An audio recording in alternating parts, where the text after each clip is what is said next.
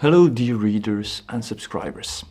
A new art market report is out, and last year you might remember our video when we covered the art market report in last summer when there was a 12% decline, and the entire internet and social media were screaming that the art world was on fire and destined for an imminent crash.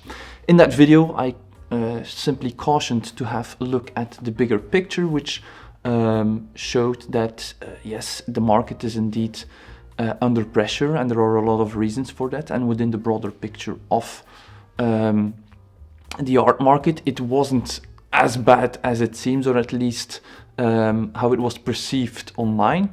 And with the new market report, where there is an increase, the big number is the 4% increase. Very likely that we'll see a lot of positive statements right now, although I believe the structural issues and challenges that were so problematic last year are simply still there. So after 2 years of declining and a rough decline last year, the market grew 4%, so the total art market, to $59.6 billion. I also want to add here that this is indeed growth of the market, so the amount of sales, the turnover, but the operating costs across the entire art market have increased with 5%. So that's a number that is greater than the growth of sales, which shows, of course, that it is still very much under pressure. The main reasons for it, of course, geopolitical instability, economic instability. Because of that, as you know, we live in very challenging times, which always reflects in the market. And then, of course, also inflation, rising costs, and even more in the art world, the costs rise faster than the inflation does.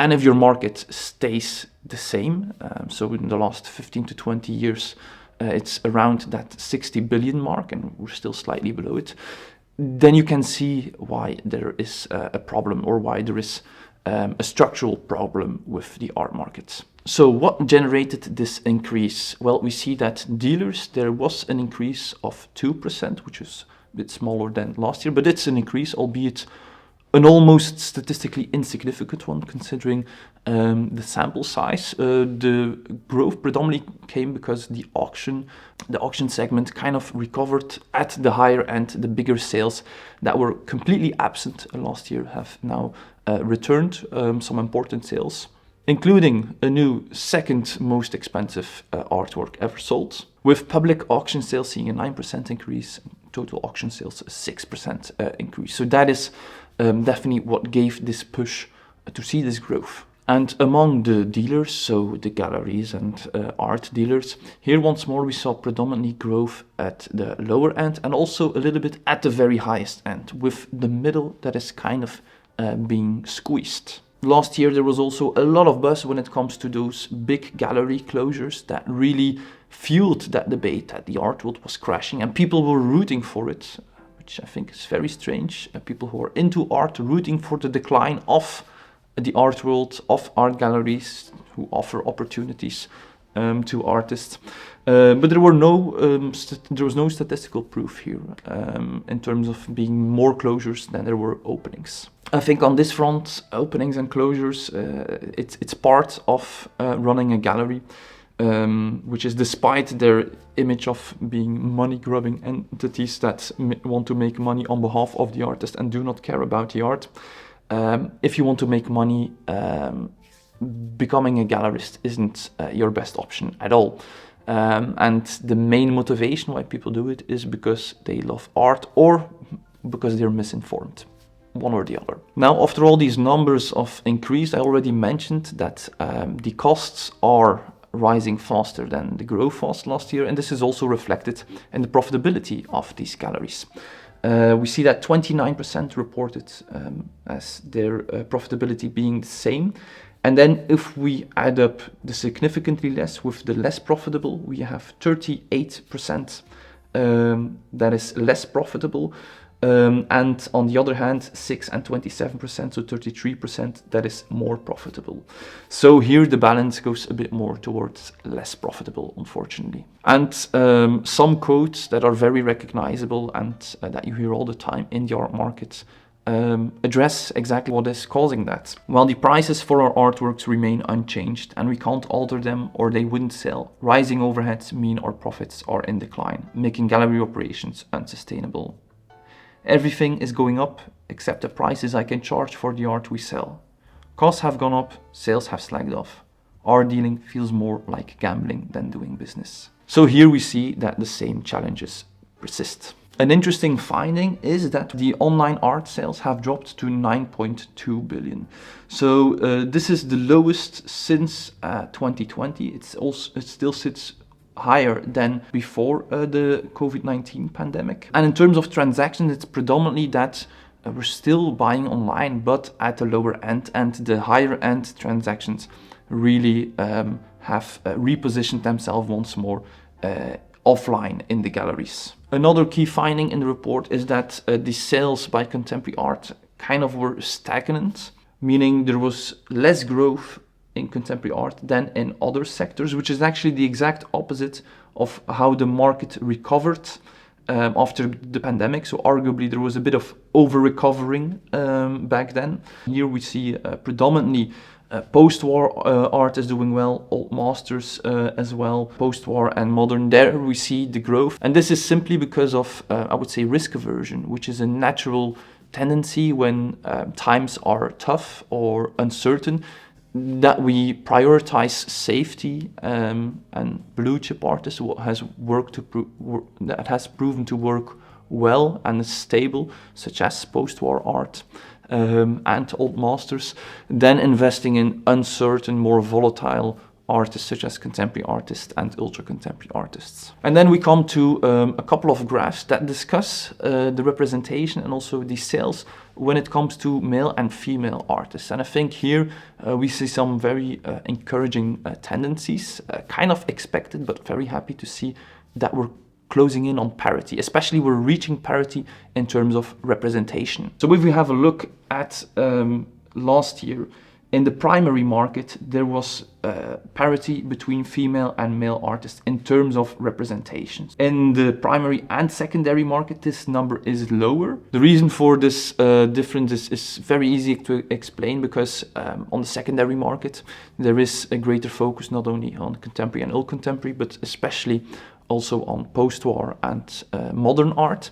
And these are, of course, artists from a different generation where there was a tremendous imbalance between male and female artists, the opportunities they gave, the cultural recognition they got, which reflects into the value of the artwork. So less work is circulating because there is less demand for it. So it's unfortunately makes sense that this difference is still there. If we have a look compared to the 2018 graphic, in a relatively short period, we've done a tremendous correction.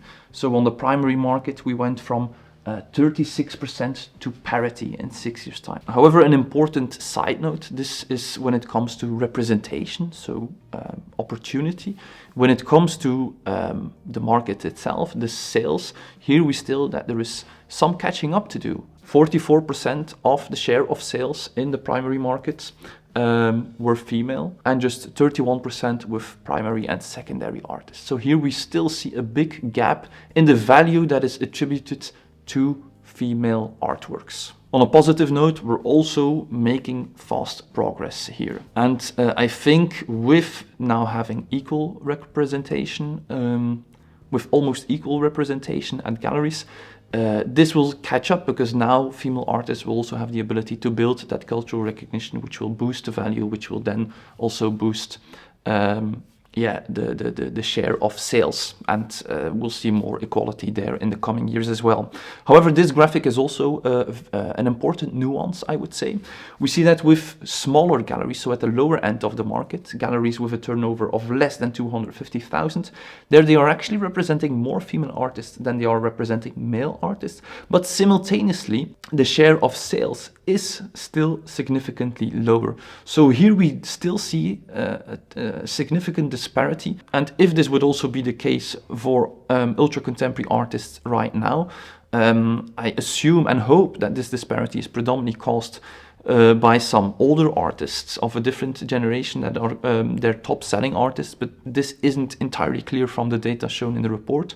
But if it would be the case that the collecting behavior is still prioritizing male artists also at the lower end of the spectrum, even though the representation is now in favor of female artists, then there is this lingering misogyny, I would say.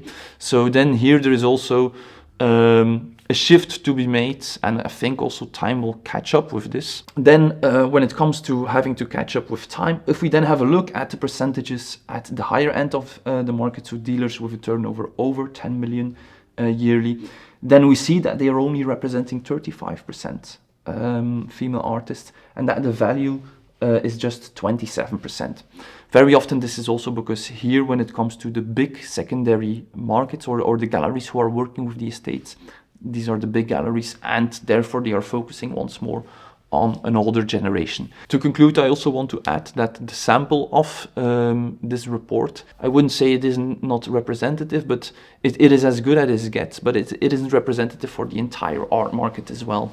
So with auction data, they can be very thorough because it is publicly accessible. But then for the dealer segment, those transactions aren't publicly available and transparent. So it's through survey with over 800 Art Basel galleries, also the galleries who are with the premium websites service of ArtLogic, and that are in the big art gallery associations. But beyond that, there are even more galleries who do not fit within those categories and are not included in this report. Now, I hope that I've informed you well, and that you're now kind of weaponed to have the right frame of reference to analyze and interpret all the upcoming news flashes and social media posts about this art market report correctly. Thank you so much for watching. Feel free to watch our video where we discuss whether or not it is still possible to create great art today next. Support us on Patreon, and please consider subscribing to stay posted for more contemporary art. Bye.